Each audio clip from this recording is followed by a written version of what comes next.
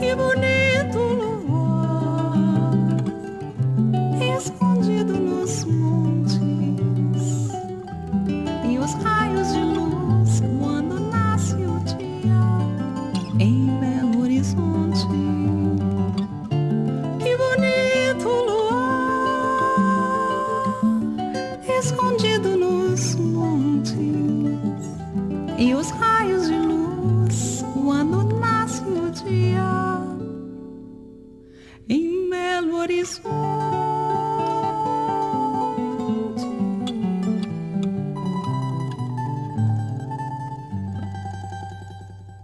Eu nasci em 1939, na nossa cidade de Teófilo Otoni, a capital mundial das pedras preciosas. O meu pai era médico e professor do colégio estadual de lá. Era professor de português. Minha mãe era professora de piano, a minha avó também. E eu nasci dentro de uma casa que era o dia inteiro o piano no meu ouvido. E eu não toco nada. As minhas duas irmãs são pianistas. Meu pai é pianista, era pianista.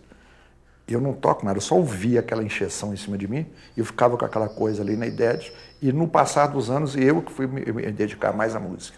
Fiquei em Teófilo Otoni até os 14 anos, 14 para 15 anos, quando eu mudei para a cidade de Belo Horizonte, que eu vim terminar os meus estudos aqui. E as minhas irmãs já moravam aqui, porque eu tenho duas irmãs e elas estudavam no Isabela Hendricks, eu vim estudar no Santo Agostinho. Mudou em 1954, porque minhas irmãs já estavam aqui. Meu pai foi transferido para o colégio estadual, ele conseguiu a transferência, ele veio para cá, aí nós viemos, né?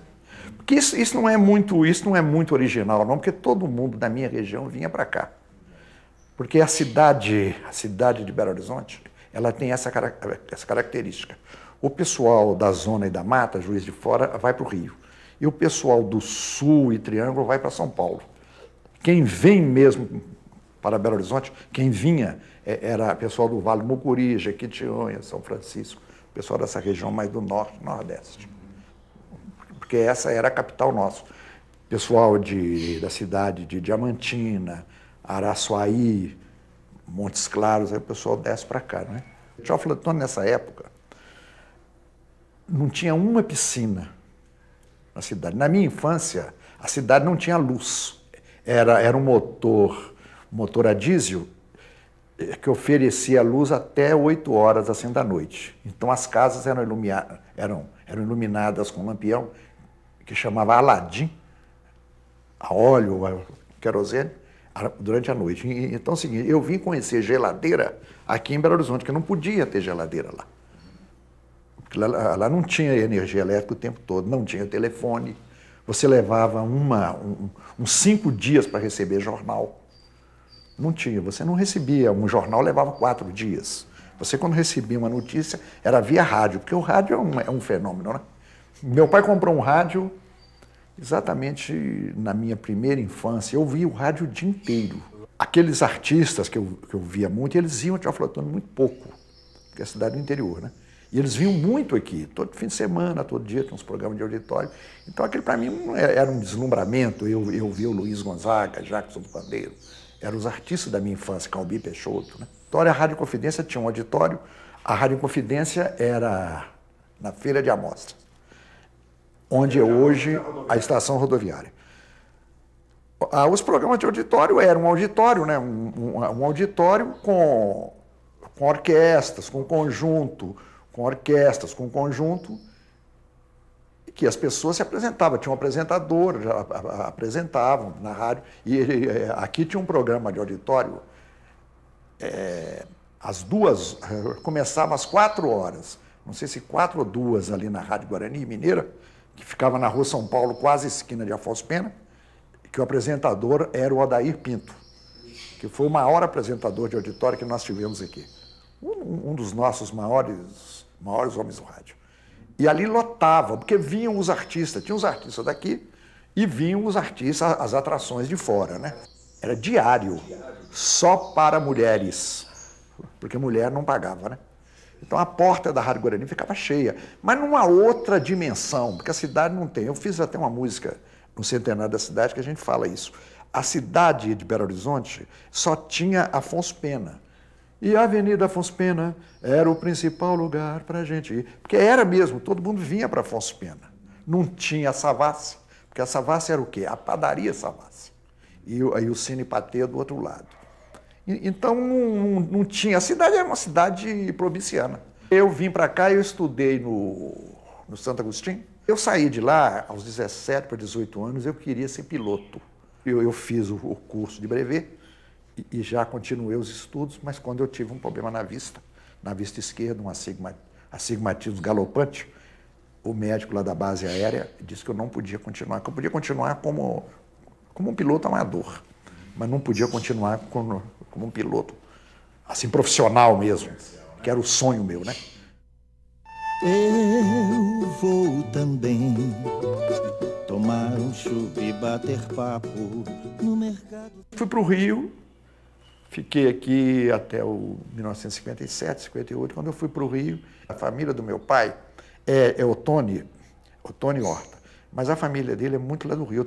Eu tinha muitos parentes do Rio. Então, meu pai, e o Rio era Meca para todo mundo, né? A Meca, quando uma moça chegava aqui do Rio, desfilava aqui na Afonso Pena, na porta da Sloper ali, era um deslumbramento, né? A mulher, cara, era uma loja que tinha ali entre a Tamoios e Espírito Santo. Ali era a espécie da vitrine. Elas iam fazer compra e passavam a tarde. Então a gente ficava assim deslumbrado, né? No Minas, quando elas iam nadar no Minas, o corpo delas tinha uma outra cor que as mineiras não tinham, né? Então a gente ficava assim deslumbrado. O Rio era uma meca mesmo, né? E aí eu fui para o Rio, tinha um curso lá que tinha muito nome pelas pessoas que ministravam lá. A professora Orígenes Lessa, estudava nessa época, Delfim Neto, Mário Simos. Era o curso de administração da Fundação Getúlio Vargas. Mas não era curso superior como é hoje, que a gente fala assim, eu fiz administração. As pessoas acham que eu fiz o curso, mas não havia escola, não havia faculdade de administração, que depois foi aberta aqui na rua ali, Curitiba, com Tamoios, né? Naquele prédio. Ali é a Escola de Administração e de Economia, né? Nessa época não. Aí eu fiz um curso lá, mas basicamente eu ficava mais no auditório lá da Rádio Nacional, na Praça Mauá, do que nessa escola, porque lá só tinha que ver a frequência, as apostilhas, tinha muita apostilha, a gente tinha que mimeografar as apostilhas. Então era é um negócio meio como a gente usa hoje, muito amador, mas de muito nome.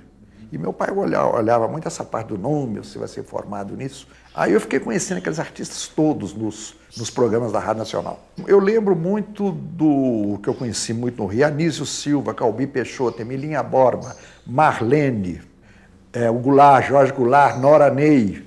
Essas pessoas estavam todas na Rádio Nacional, na Praça ali Mauá, ali era o centro mesmo, naqueles restaurantes, naqueles bares, e eu ficava só olhando no meio deles. A Rádio Nacional era o que era a Rádio Globo há 20 anos atrás, da influência que era no Brasil. Porque a Rede Globo continua sendo importante, mas hoje ela é bem dividida, né? Não é absoluta. A Rádio Nacional era praticamente absoluta. Ela que criou, eu vou te explicar isso, todo mundo mais antigo sabe, a televisão nossa buscou tudo na Rádio Nacional. Porque a Rádio Nacional fecharam, pertencia ao governo, ao Ministério da Cultura, e eles fecharam a rádio, praticamente fecharam na época da Revolução, porque eles disseram que ali era um núcleo do Partido Comunista. Paulo Gracindo, né? E eles então esvaziaram a rádio foi totalmente esvaziada. A Rádio Nacional era praticamente tudo ao vivo. Eles lançaram a novela O Direito de Nascer, o país parava para ouvir a novela. Era porque tinha a hora do Ângelo, que era 6 horas. Após isso, começava O Direito de Nascer. Mas parava o país. Era no Brasil inteiro vindo O Direito de Nascer. Belo Horizonte, são 6 horas da manhã. Suas crianças já começam. Aí eu voltei para Belo Horizonte, que era quase que um destino meu. Eu não fui para o Rio para morar no Rio, né? E fui trabalhar em banco, mas que foi uma passagem também curta minha. Quando teve, só para dar um parênteses, quando teve uma greve dos bancários, que essa greve tem uma marca assim no meu início de música, isso mais ou menos em 59. Porque os bancários queriam 6 mil de aumento. 6 mil, mudou de não, 6 mil. Porque o dinheiro mudou muito, né? É real, é cruzeiro, eu nem sei como é que falava. Mas eu acho que é cruzeiro. 6 mil cruzeiros. E os banqueiros ofereciam 2, 3, 4. Isso foi uma mobilização nacional. E eles fizeram a greve e eles usaram uma tática, porque quem lançou a mulher trabalhando em banco, a moça foi o Antônio Luciano, que era dono do Banco Financial, dono do hotel. Então, o Financial até tem uma história muito, muito interessante, porque o Aloysio Faria, que era do Banco Lavoura, né, que tem o Gilberto Faria, o Luiz Faria, né, do Banco Lavoura. Diz que o Aloysio perguntou assim, doutor Antônio, por que mulher em banco? Aí ele falou, porque rouba menos. Eles fizeram a greve e os piquetes nas portas das agências eram as moças. Porque tinha a polícia ela vinha em cima, né? Então eles colocaram as moças do lado de fora. E eu não sei quem pediu que eu fizesse uma música. Eu já fazia música, assim, de brincadeira, fazia poesia. Tal. Aí fizeram a música, eu peguei e fiz uma marcha para a greve. E eles ofereciam 6, eu fiz a brincadeira. Nós queríamos 7. E eles ofereciam 5, 4, eu fiz. É 7, não é 4, não é 3. Deixa a conversa de dizer que é 5 ou 6. Banqueiro, abre um cofre um pouquinho para auxiliar o meu filhinho. Eu quero pouco do muito que você tem. É 7, o aumento que convém. Aí eu fiz essa música, essa brincadeira, mimeografaram, gravou, e nós tínhamos a TV Itacolomi, e tinha um programa na TV Itacolomi que vinham os artistas, e os apresentadores vinham do Rio. Vinham muitos. Chico Anísio, e vinha o Lamartine Babo, tinha um programa. O Lamartine Babo tinha um programa na TV Itacolomi, que ele até iniciava. Lamartine, né? Que é um fenômeno, né? Da nossa música. E ele fazia entrevista e ele me levou lá. Ele me levou e ele abriu o programa assim, olha, eles me pediram que trouxesse aqui um rapaz que fez uma música dos bancários, mas que tivesse muito cuidado em fazer as perguntas, porque essa greve, o negócio de greve, e eu pensei o seguinte, são 1000 bancários e 10 banqueiros, eu vou ficar com os 1000. Aí tinha o pianista da TV Itacolomi, o Mazukiewicz, tocou lá a música, eu ensaiei com ele antes, um pedacinho, cantei a música, muito nervoso, né? Que é a primeira apresentação e tal. Aí cantei a música, mas aquilo ali, as televisões ficavam ligadas. Aí todo mundo comentou e as meninas aprenderam, as moças, as bancárias, aprenderam e começaram a desenvolver a música. Eu fui para o Rio, cantei a música, tudo. E lá no Rio, eles acharam aquela letra boa. E alguém falou comigo, que eu não lembro bem quem, falou, por que isso aí não vira uma música de carnaval? Eu mudei a letra, eu estava lá no hotel, lá na Praça Tiradentes, mudei a letra e botei 7 amores.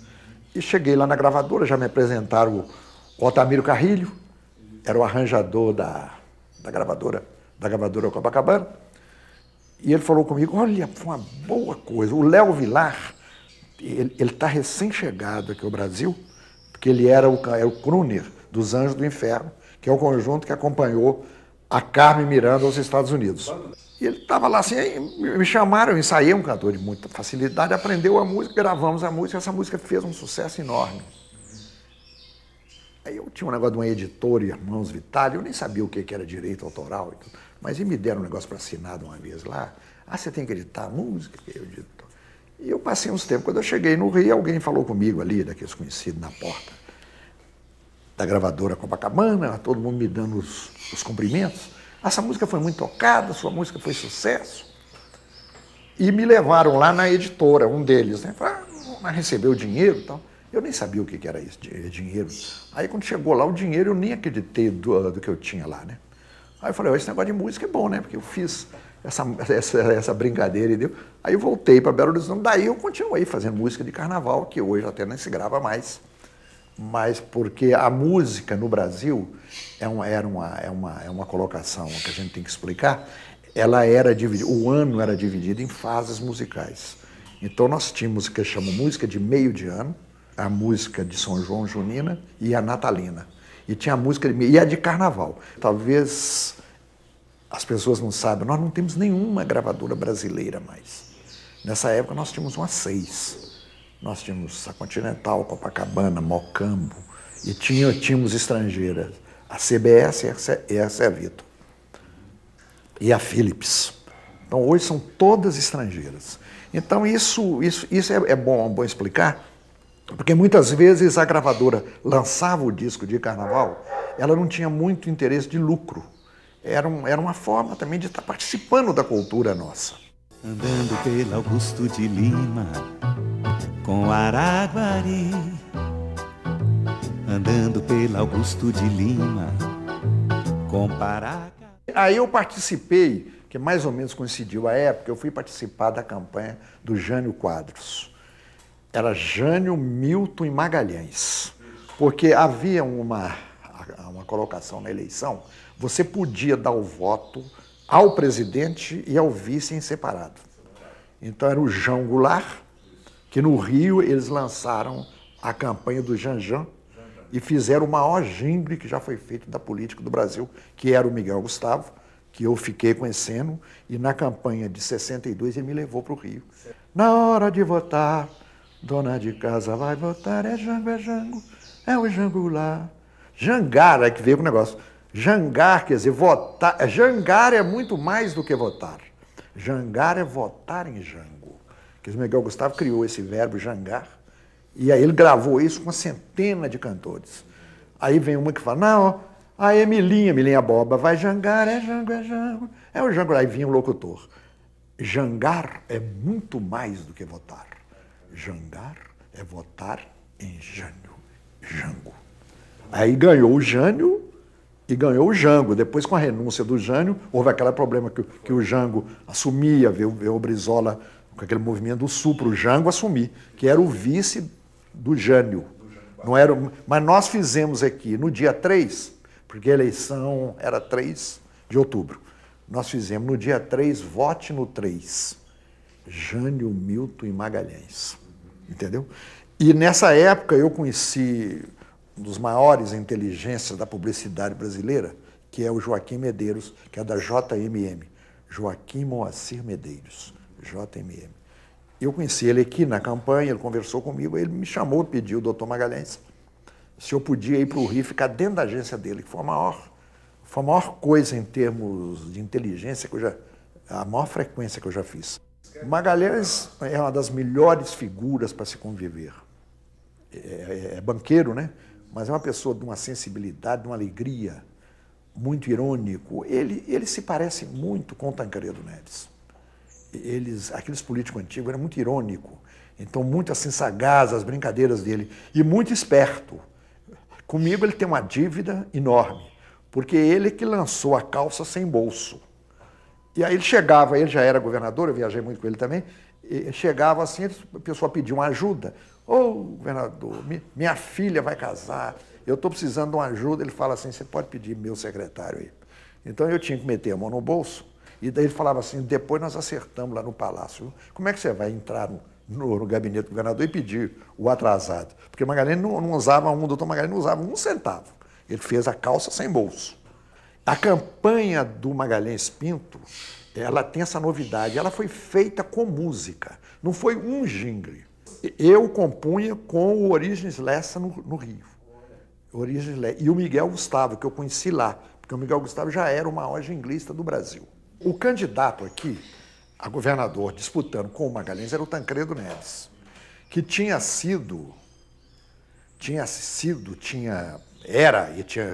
largado para disputar a Secretaria das Finanças, que hoje é Fazenda, né? A Secretaria das Finanças. E o candidato do governo federal era o general Lott, porque o Jânio Quadros era candidato de oposição ao Juscelino. Era o candidato da UDN, oposição ao Juscelino. E aí nós fomos fazer a campanha quando o doutor Medeiros, lá da JMM, nós sentamos lá, teve uma reunião que ele falou, nós vamos fazer o seguinte, vamos pesquisar os problemas de cada região, os problemas, para nós fazermos a campanha bem dinâmica. Não sair com um slogan só, porque o slogan era no dia 3, vote nos 3. Mas que é um slogan meio quadrado, ele não tinha emoção. O doutor Mendes falou, vamos reunir, eu, Orígenes Lessa, Miguel Gustavo, onde eu fiquei conhecendo, numa reunião lá na agência. Aí ele falou, vamos fazer dinâmica. Então nós começamos a pegar os problemas. Digamos, o problema do Tancredo é que ele tinha aumentado o imposto. Aí eu levei esse problema, fizemos o jingle.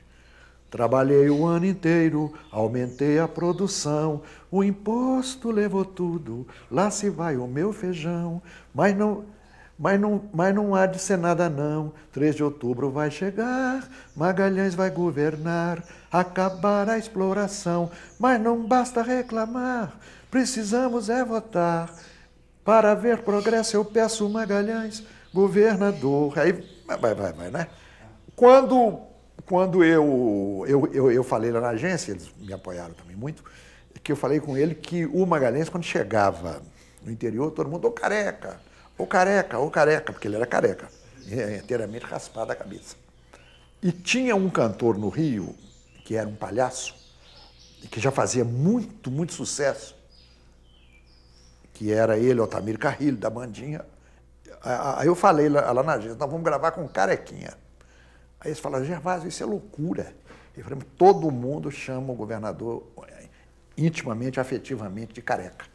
E eu gravei uma música, um jingle para a campanha, com Carequinha e com coro infantil, que foi outra novidade que nós lançamos, porque era o coro do Carequinha. O Carequinha já gravava, ele já era um cantor. Rapaz, eu gravei com ele. Ó Magalhães, há quanto tempo eu queria para governador. Ó Magalhães, serei seu eleitor. Eu que espero o progresso, Magalhães. Eu que a esta terra quero bem. Não canso de dizer e repetir.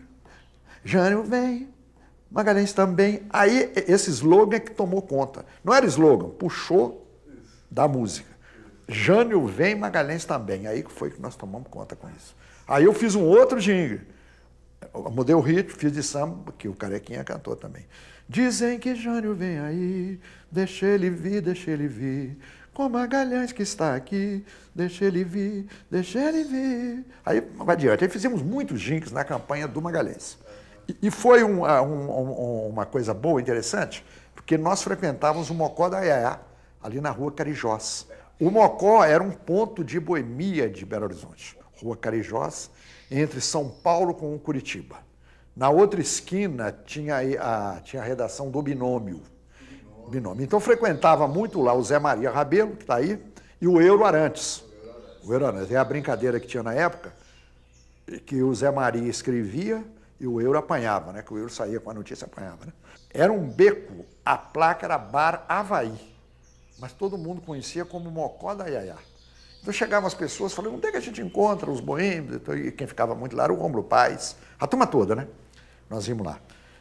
Lá a gente fazia música, tinha um conjunto aqui, Caídos do Céu, que o Rômulo, inclusive, batizou como Despencados do Inferno, que era um muito bom conjunto.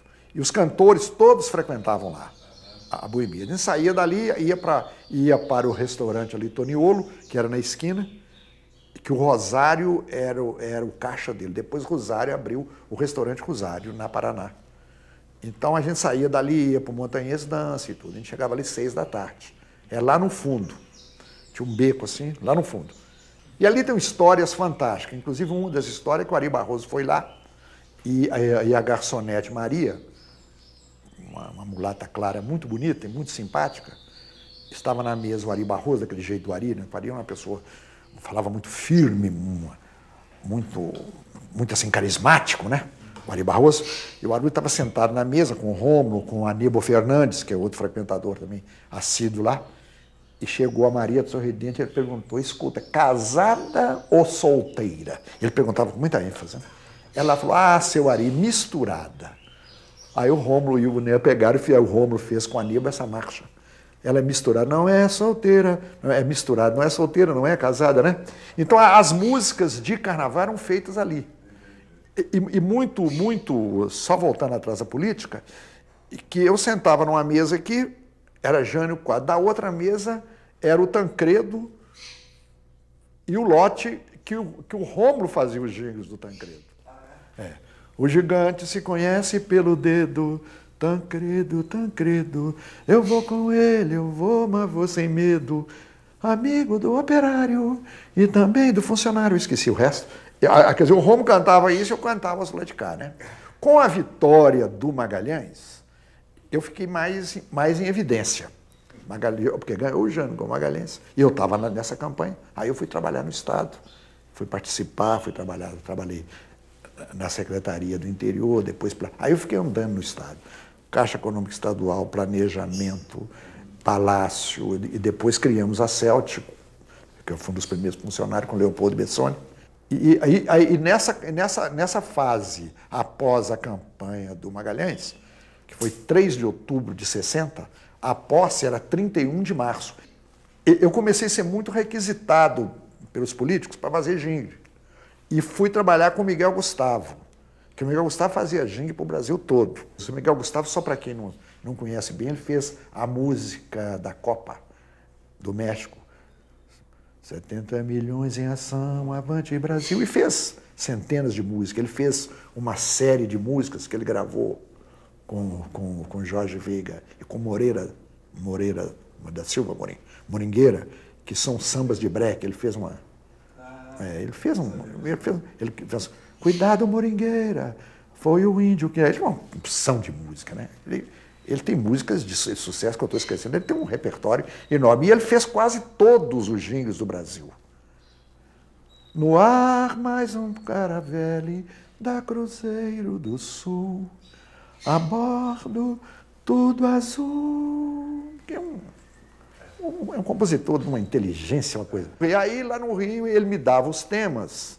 Ele falou, agora você tem que fazer música para esse candidato. Agora você vai fazer música para José Sarney. Ganhei um prêmio lá do Rio, do melhor jinglista do ano, porque eu peguei o candidato a governador do Espírito Santo, que chamava Francisco Aguiar, mas era conhecido como Chiquinho.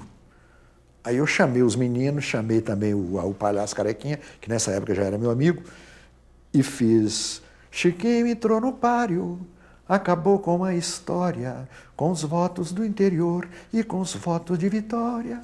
Pode ficar bonzinho, o meu voto é do Chiquinho, pode ficar bonzinho. Aí os meninos cantavam, sabe? Isso foi uma coqueluche, porque botar menino cantando coisa de política, né? Sonho infinito, jogo de xadrez, na porta do Cafenice tem freguês. Sonho infinito, jogo... Eu fiz uma música, essa música que eu gravei para o centenário da cidade em 97, que Belo Horizonte fez 100 anos no dia 12 de dezembro. Então que eu abro até com essa coisa, uma frase que deu alguma discussão. Eu sou do tempo em que o Arrudas tinha peixe, que quando eu mudei para aqui, todo mundo pescava no Arrudas. Eu sou do tempo em que o Arrudas tinha peixe, dos bondes e de grandes carnavais. Belo Horizonte era cidade jardim, tempos que não voltam mais. Quando a cidade era pequena, jovem começando a existir, e a Avenida Afonso Pena era o principal lugar para a gente ir. Avenida Afonso Pena e Rua da Bahia ali eram o principal. E a parte de baixo, que era a parte da boemia. A Lagoinha era a antessala da boemia. Aqueles barezinhos da Lagoinha, que era um negócio pequeno. E tinha o Montanhês Dance, o Mariana Dance, as Casas das Mulheres ali, que era o gueto nosso ali, e tinha a Rua da Bahia, até Augusto Lima, até onde é o Maleta. O Maleta era o grande hotel, que na marcha que nós fizemos com o Rômulo, e o grande hotel do Ê Maria, tá na hora de ir pra Rua da Bahia. Ai, seu moço, saudades do meu colosso. É um restaurante que eu não conheci, por isso que o Rômulo fez essa parte da letra. A boia era R$2.000 e o grande hotel dos coronéis. Coronéis eram os ricos, né? Que vinham de Uberaba, os donos das fazendas, Montes Claros. Eles moravam no grande hotel. O grande hotel era a melhor, um super restaurante, né? E embaixo do grande hotel tinha uma república de estudantes, dos estudantes ricos de Minas, que vinham estudar aqui e moravam embaixo. Onde é o Maleta hoje, né? Ali era o grande hotel. Em frente era a Câmara Municipal, onde hoje é um negócio de museu. E na esquina, onde nós colocamos aquele monumento Rômulo Paes, que foi uma homenagem ao Rômulo, que o arquiteto, que o Gustavo Pena, fez para mim, uma pessoa muito importante hoje em Belo Horizonte, e o Ciro Siqueira, que era do Estado de Minas, editor, e era do BDMG Cultural. Então eu falei com o Ciro, não, isso nós vamos fazer, o Rômulo merece. Ele colocou aquele monumento. E hoje é o Museu do Inimá, ali na esquina, né? De Maripaula. Ali era a Rádio Guarani e o Rômulo, a Rádio Guarani Mineira, mais a mineira, era mais famosa. E o Rômulo tinha um programa, o Rômulo Paes tinha um programa de auditório, chamava A Hora do Calor, Gurilândia. Eu estou entre esses dois nomes. Gurilândia, Hora do Calor. Todos os cantores que têm 50 anos passaram por lá, porque o Rômulo lançou esses cantores todos. O Rômulo era um grande animador de auditório também. O Rômulo não era só compositor, né? O Rômulo era de uma família tradicional aqui, e eu costumo dizer que o Rômulo unia a classe A, a classe C. Nem B, não, porque B ele pulava, né? O Rômulo saía da Praça Marília de Disseu, que era o ponte da cidade, ia para esses botecos na frequentava, ia para o Montanhês Dance e tudo, né? O Montanhês era o dancing, né? A Gruta Metrópole é um bar que tinha ali na Rua da Bahia, ali, né? Entre Augusto de Lima e Goitacazes. O estado de Minas era na Goiás, ali, né? Ali era uma Rua da Bahia, porque a Rua da Bahia tinha embaixo o Elite, tinha a Casa Estrela do Ernesto, tinha o Elite, que foi muito famoso desde a década de 40. O Elite era uma lanchonete, onde a alta sociedade frequentava. A Camponesa era na Rua da Bahia, depois passou para Goitacazes. A Camponesa também era muito famosa. A Camponesa que lançou o pão de queijo aqui. Foi o pão de queijo. Era famosa, era uma churrascaria maravilhosa. E a Gruta Metrópole era adiante, era um bar que eu conheci muito. A Gruta tinha uns dois garçons, essa história é interessante. Tinha uns dois garçons, Zé Maria e Assis. E frequentavam lá todas as pessoas intelectuais, frequentavam, a gente bebia à tarde lá, né? Lá ia até 11 horas, meia-noite. Não tinha o Maleta estava começando. Aí a gente frequentava lá e diz que um dia uma moça vizinha foi comprar refrigerante, aí falou com o Zé Maria, eu posso levar o casco? Aí ele falou, você vai levar o casco, como é que meu patrão anda? Tem esses casos da Gruta, né? E tem a Orlando Cavalcante, a Câmara Municipal ficava logo em frente, na esquina. E Orlando era redator, muito bom poeta, eu gravei com ele, o Rômulo gravou, eu fiz música com ele, era um ótimo poeta e um ótimo redator. E era redator da Câmara, muito elegante, assim, tomava umas a mais. Quando foi um dia, o Rômulo foi eleito vereador, e o Rômulo pediu ele que fizesse alguns projetos para ele. Você sabe o que o Orlando Cavalcante fez? Um título de cidadão honorário, então, com uma redação maravilhosa para os funcionários da Gruta Metrópole, botou funcionários. Assis e José Maria. Quando um dia nós estávamos lá na Gruta, bebendo na Gruta, aparece um funcionário da Câmara com 2 tubos e um convite todo bem impresso e tudo, para os dois receberem o título de cidadania de Belo Horizonte. Os garçons da Gruta, que o Rômulo é que apresentou o projeto. E o Rômulo não sabia, não. Montanhês era um dancing, na Zona Boêmia, na Gaicurus. Era um prédio bonito, tinha uma escada muito bonita, e tinha um dancing. O dancing é o seguinte, você entrava do lado direito, o dono de lá era um homem muito forte, ele é muito parecido com o Strick, que foi treinador de futebol muito famoso. Ele chamava Seu Fernando. Ele ficava numa sala ao lado toda... tipo aqueles dancing dos faroestes. Tudo poltrona para receber as pessoas importantes. Era uma sala fechada que ele tinha. Tinha um guichê do lado que você entrava, você comprava um talão. E esse talão vinha numerado, de 1 a 20. 1, 2, 3, 4, né? Aí ficavam as moças sentadas, tinha um salão de dança, e ficavam as mulheres ficavam sentadas numa fila de cadeira, essas cadeiras de cinema, essas cadeiras fixas. Elas ficavam sentadas numa fila e numa fila. E as mesas ficavam em cima. Você sentava na mesa e tirava uma daquelas mulheres para dançar. E tinha os cabaretiers, tinha uns 4 cabaretiers. Um deles, depois lançou, era o Lelé, o Escurinho, então uns 4. Eles vestidos tudo, e eles fiscalizavam as mulheres. Eram as mulheres deles. Cada um tinha 5 mulheres. Elas eram dançarinas, super discretamente vestidas, sapato alto, meia, tudo sapato Luiz XV, né, que falava na época, meias todas muito bem vestidas. E os cabaretiers, eles esquentavam a mulher. Esquentar é tirar para dançar no início. Então o salão estava sempre movimentado. E eles dançavam bem. Eles davam um show de dança. Você então tirava uma delas ali para dançar. Você via, gostava, tirava ali para dançar. Você tirava e na frente tinha um relógio grande. Você tirava, digamos, você tirou 1:05, entendeu? E você ficava aqui. Aí você dançava ali 15 minutos, você entregava o cartão para elas, elas iam no cabaretier e falavam assim, 15 minutos. Eles tinham uma máquina de picotar e picotavam. 15 minutos, 1 minuto. Picotavam ali e te davam o cartão. Quando terminava o cartão, se você quisesse dançar mais, você ia lá e trocava e comprava outro cartão. Digamos que um cartão custasse R$5. Aí você trocava. Agora, a observação muito boa. Essas mulheres que ficavam ali eram dançarinas. Elas não podiam sentar nas mesas para beber. As mesas só homem, a não ser algumas mulheres que as pessoas levavam lá.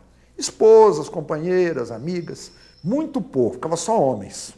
Ali só homem. No fundo tinha um palco com um motivo do Guarani, Carlos Gomes, um índio assim bonito, abria, tinha as cortinas abriam, e as orquestras, ou do Delê, mais do Delê, a orquestra O Castilho e o Delê. Foram 2 orquestras que tocaram lá.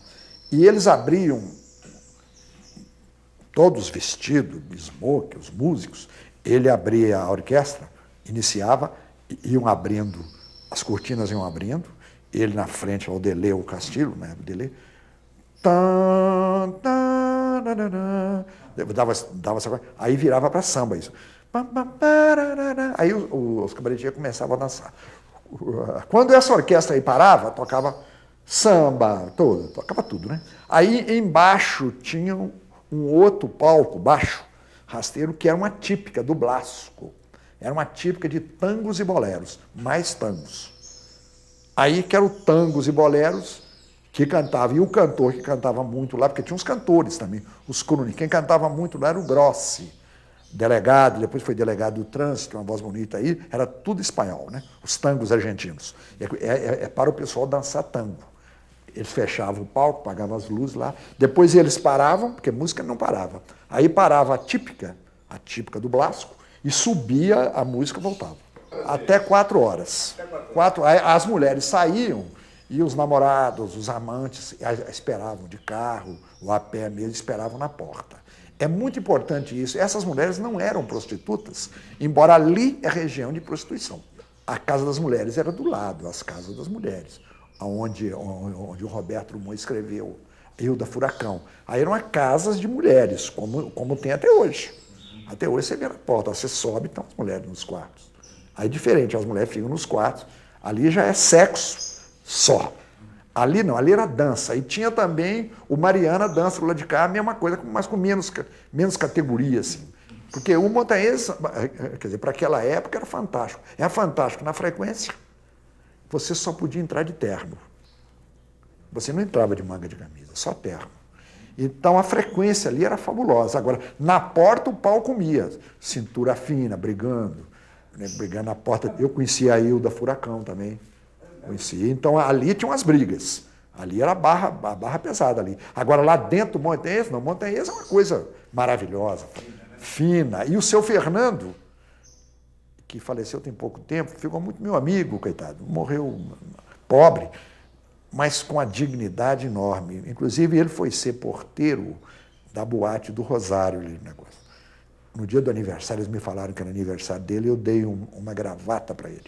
Porque ele terno, ele não tinha gravata. Eu peguei uma gravata boa, dei para ele, mas ele ficou numa emoção, porque era uma figura histórica ele, sabe? Seu Fernando, ele recebia a gente e ele controlava aquilo numa rigidez. Ali não tinha briga, nunca teve uma briga no Montanhês. Eu sou do tempo em que o Arrudas tinha peixe, dos bondes e dos grandes carnavais. Belo Horizonte era cidade, jardim. Os nossos músicos, a maioria deles veio das nossas bandas militares, que são boas e eram ótimas. Então, o músico de sopro, ele era militar durante o ano nas bandas, no carnaval ele tocava, porque é tudo música ao vivo, carnaval. Instrumento de sopro, eles pediam licença, naturalmente os comandos davam. E as bandas aqui eram boas, saíram muita gente, né? Hoje nós temos aí, gravou um disco lindo, além de ser uma pessoa maravilhosa, o Sampaio, um dos maiores músicos que nós temos hoje, o Hélio Pereira, que é bandolinista, violão, trombone. Todos esses mais antigos vieram das bandas. Não são todos, né? Porque tem os violões. Aí nós passamos em Belo Horizonte, nós temos um marco em Belo Horizonte, que é o Maleta, o edifício Maleta. Porque o Maleta retrata um passado que veio junto, que é o quê? A televisão, o aparecimento da televisão, do anticoncepcional e dos Beatles. Essas três coisas são importantíssimas. O anticoncepcional liberou a mulher. A televisão liberou o mundo. Então nós ficamos numa situação que o Maleta tinha os inferninhos. Urias Botelho, um jornalista, meu amigo fabuloso, Urias Botelho definiu o seguinte: os bares era o purgatório ali onde é que nós ficávamos, né? No Lucas, Pelicano, ainda existe. O velho Olímpio, que nós fizemos uma música com Pica-Pau, comunista, nós gravamos um samba em homenagem a ele. O Maleta subia a escada ali rolante e tinham os inferninhos, que o Urias falava que nós ficávamos no purgatório. E para subir eram os inferninhos. Eram bares, boatezinhas e tudo, né? E eles diziam que as mulheres lá em cima não davam bola, davam bolinha. Bolinha era o Spansuli da época, o entorpecente da época, né? E aí foi a primeira escada rolante de Belo Horizonte também. E tinha o bar na esquina ali, Jangadeiro, onde o Milton tocava, o Ornelas, Nivaldo Ornelas. Só música, quer dizer, eles estavam iniciando. No Maleta em cima, na esquina de cima. Nos inferninhos. Tinha o bar da Neuza, tinham vários barzinhos lá. Ponto de encontro, assim, barzinhos, fechado. Isso, tipo boate. Não é boate, é casa de drink, né? Porque não tinha dança. Mas você marcava encontro com a menina e então subia a escada. E a gente ficava ali no Lucas ou Pelicano. Depois inauguraram aquele edifício em frente ali, o Araguaia, né? Não esqueço o nome daquele prédio em frente. Aquele prédio estava em construção. Depois teve um incêndio do Maleta. Isso foi 60, mais ou menos. 58, 60, quando inauguraram o Maleta, que era o grande hotel. A boemia de Belo Horizonte, então, cresceu. Ela tem esse marco do Maleta. A música, ela tem duas fases. A fase anterior ao Milton, que eles depois criaram essa coisa muito boa, que o Salomão Bosch, que é pai do Lobo Bosch, Marildo, explica isso muito bem. Porque eles criaram o Clube da Esquina, né? Porque não tem um clube, não tem um local do clube. Eles criaram. É uma turma que eles chamam de Clube da Esquina, que eu acho bonito, mas que lá fora a gente tem muita dificuldade em explicar o que é isso. Porque isso é um grupo, nem é um grupo, né? Isso era o Milton com os Borges, com o Fernando Brant, que o Fernando nem era também da região de Santa Teresa, não. Mas o Clube da Esquina existe, a gente tem que aplaudir e jogar para cima, né? O Milton entrou, quando o Milton participou daquele festival, a música de Belo Horizonte, vamos definir como self-service musical. Tem feijão tropeiro, tem macarrão, tem pedaço de linguiça, tem carne de porco, carne de boi, carne de vaca, tudo. Tinha tudo, tinha samba, baião, bolero, tango, tinha música caipira. Aí o Milton veio como um cometa. Como ele participou daquele festival, ganhou com essa música, acho que nem ganhou, foi para o segundo lugar, mas merecia ganhar. Que ele fez com o Fernando, que eu considero uma das letras e das músicas mais lindas do Brasil, que é Travessia. Eu falo, aí o Fernando até fica meio brigado comigo, mas nós somos amigos. Ele briga comigo que eu não gosto do título Travessia. E eu ainda falei com ele, parece que é um título político, porque o Heitor Coni tinha lançado um livro, Travessia. Eu acho que... Mas ele explica que não, é um direito dele, ele que fez, ele pode pôr o título que ele quiser. Aí entrou o Milton, que foi um cometa.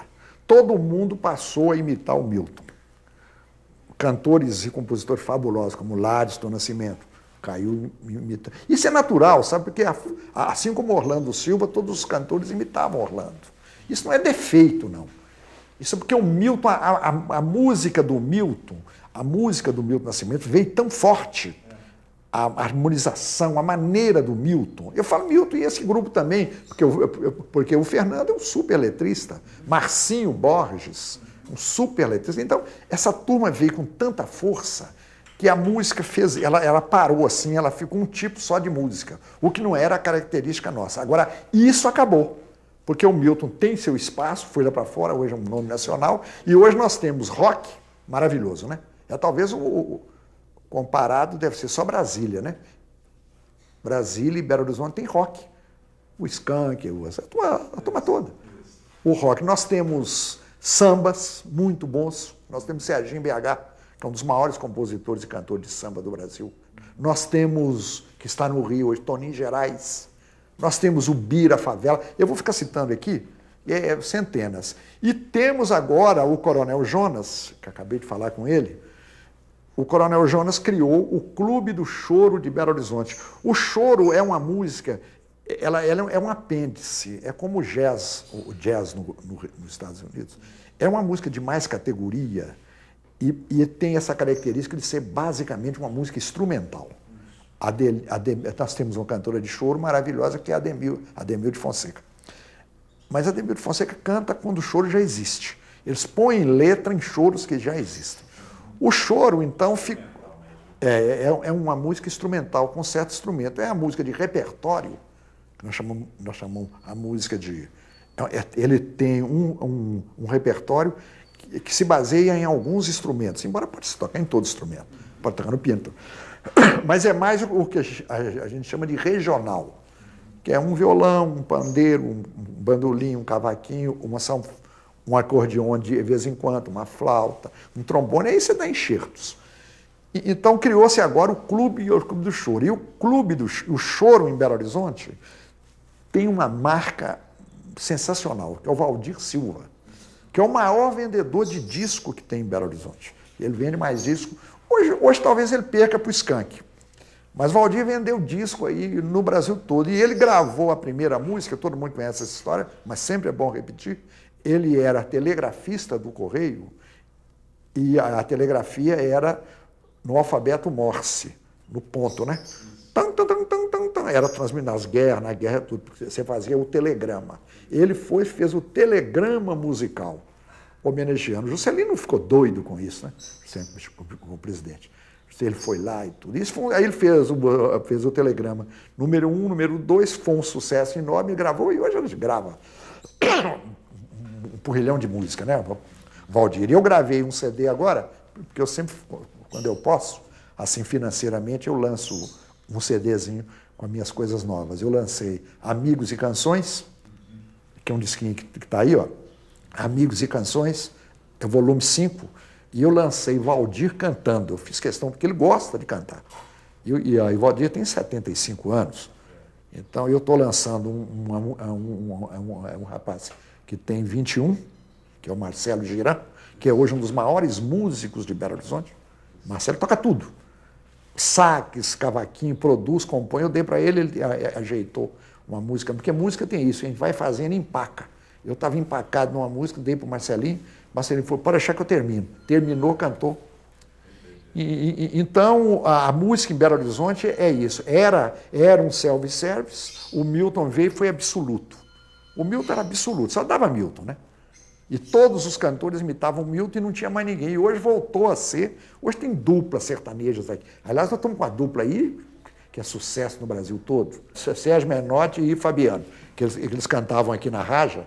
Eu já vi eles cantar ali naquele bar da Raja Cavalho.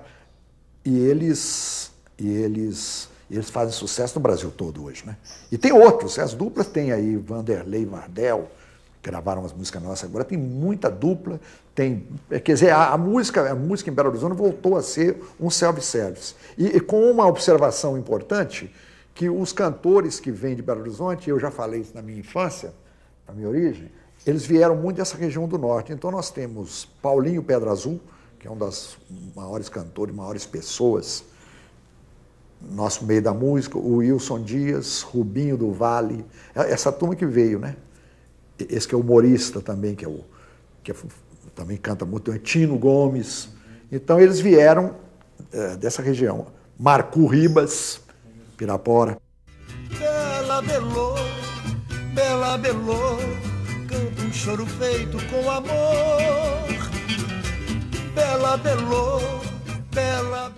A cidade de Belo Horizonte, as pessoas me cobram muito que Belo Horizonte não tem memória, que não tem. É que a cidade é muito nova. Ela fez 100 anos. Eles não podem comparar Belo Horizonte com Salvador. Não pode comparar com o Rio de Janeiro. Então, não pode. Mas agora, eu, por exemplo, aconteceu um fato comigo, eu repito muito esse fato, mas é verdadeiro. Em 1961, fomos gravar uma marcha em São Paulo. A gente gravava o carnaval no Rio. O Rio era a capital de tudo. Hoje a capital é São Paulo, né? As grandes televisões estão lá, as revistas mais importantes estão lá e os estúdios mais importantes. Aí nós passamos a gravar o carnaval, nós saímos daqui no mês de setembro, outubro, mas íamos gravar carnaval em São Paulo. Eu gravei com a Marli Marley, que era a vedete era a Virgínia Landi no Rio, e a Marli. A Marli é a mulher do Ari Toledo, é do júri, ela gravava muito carnaval. E eu fiz sucesso com ela, gravei uma marcha Joãozinho Cabeçudo, que foi título de como eu expliquei, não podia ter striptease. Então quem quisesse ver algumas partes das mulheres tinham que frequentar o Teatro Revista. Era um teatro que as mulheres apareciam com os biquínis curtinhos. E a Marli era o expoente, tinha um corpão, né? E ela então tinha um cartaz, eu era bem novo nessa época, um cartaz lá, Joãozinho Cabeçudo, autor, Gervásio Horta. Isso para mim é um deslumbre, né? Que eu assistia lá na coxilha. Então vendo aquelas mulheres trocar de roupa, indo apresentando, e eu no meio delas lá, né? Autor, né? E ela vinha cantando a marcha nossa, né? Joãozinho Cabeçudo foi apanhado pegando cola, que garoto orelhudo levou bomba na escola. Ele tem cabeça grande, mas não tem capacidade. Essas brincadeiras, né? Isso foi um sucesso enorme. E os bailes carnavalescos, que não tem carnaval mais. O carnaval hoje é um feriado. E foi uma das maiores surpresas que eu tive, que o carnaval acabou. E o São João ficou. Era uma festa, eu também gravei com o Jackson Pandeiro, com esses artistas mais rurais, assim, que o carnaval abalava o Brasil. Hoje não tem carnaval, hoje tem feriado. E você vê, segunda-feira não era feriado, e nós que éramos funcionários públicos, nós trabalhávamos até meio-dia de sábado. E segunda-feira normal, a Assembleia estava aberta. Os bancos estavam abertos, as lojas estavam abertas. E com tudo isso tinha um carnaval tremendo, todos os clubes, né? Todos os clubes tinham um carnaval. A rua toda com serviço de alto-falante, serviço Ítalo e Andrade, tocando as nossas músicas. Então hoje não tem mais, não tem carnaval, e não volta não, porque a sociedade mudou. Depois veio a fase das escolas de samba, que também já diminuiu bastante. Para você ter uma ideia, no auge da escola de samba, 81, bum bum pati, bum bum burum bum, 88, vendia 1,5 milhão de cópias, os LPs, os vinis, né? Hoje o CDzinho vendeu 30 mil, 20 mil, não vende mais. Mesmo a escola, e eles estão até usando enredos antigos, estão repetindo os enredos antigos, porque já nem tem enredo, já ficou um negócio, são os estados que pagam os motivos, né? O negócio entrou dinheiro, muda tudo. Mas voltando então a Belo Horizonte, na palavra resgate, a cidade aqui é muito nova. E quando fomos gravar a Marcha Rua da Bahia em São Paulo, nós terminamos de gravar e fomos num botequim que ainda existe em São Paulo, que é o Ponto Chique, ali na Casper Libro, ali por ali. Estavam lá sentados, quando aparece, que já era conhecido o Rômulo, o Adoniran Barbosa, chapeuzinho de coco, estava fazendo muito frio. Ficamos bebendo com ele e tudo. Então nós tínhamos acabado de gravar a música estava fresca na cabeça. Aí cantamos Rua da Bahia. Ele olhou para mim, olhou para o Rômulo e falou: ô gente, aquele jeito dele, né? O Adoniran Barbosa, que é um dos maiores artistas que o Brasil já teve, olhou assim e falou: mas que coisa boa, vocês cantando a cidade de vocês. Porque toda a música que eu posso, eu ponho em São Paulo. E põe mesmo, né? Moro em Jaçanã, que é negócio. Nós fomos, nós encontremos no Brasa, é tudo Maloca, tudo ele põe, mas situando São Paulo. Aí eu peguei com o Rômulo cantando: Ê Maria, tá na hora de ir pra rua da Bahia. Ai, seu moço, saudades do meu colosso. A boia era R$2.000 e o grande hotel, né? Que é a marcha que nós fizemos, que é uma música saudosa, que eu tinha uma letra, o Rômulo mudou, fez uma outra letra e mantivemos o estribilho e tal. E nós gravamos, fez muito sucesso, é uma música que lembra. Então, a partir daí, eu tenho esse esforço muito grande de quase sempre eu gravo. Eu gravei a música para o Barro Preto, eu gravei a Praça 7, eu gravei Adeus Lagoinha, já mais antigo. Adeus Lagoinha, adeus, estão levando o que resta de mim, quando acabaram com a Lagoinha. Dizem que é força do progresso, 1 minuto eu peço para ver seu fim. Adeus Lagoinha. Depois gravei Manhãs de Belo Horizonte, já mais antiga. Uma cidade que adormece tão feliz, que tem várias gravações. Gravei uma música em homenagem ao Rômulo, o Rômulo morreu, fiz Subir Bahia. Gravei agora o Samba do Mercado, não é? Eu vou também tomar um chopp e bater papo no Mercado Central, me sinto bem com meus amigos no Mercado Central, sentir o cheiro de piqui, eu vou comer um doce abacaxi, saborear um bife com jiló, como é bom estar aqui, e és o americano diz, bonjour diz pra mim um bom francês, o argentino com cara de feliz, diz que do mercado é freguês, e eu que sou mineiro de coração, gosto do mercado, meu irmão, e eu que sou mineiro por tradição, gosto do mercado, meu irmão. Eu sou do tempo em que o Arrudas tinha peixe, dos bondes e dos grandes carnavais. Belo Horizonte era cidade, jardim, tempos que não voltam mais. Quando a cidade era pequena, jovem começando a existir, e a Avenida Afonso Pena era o principal lugar pra gente ir. Tempo em que o Giacomo vendia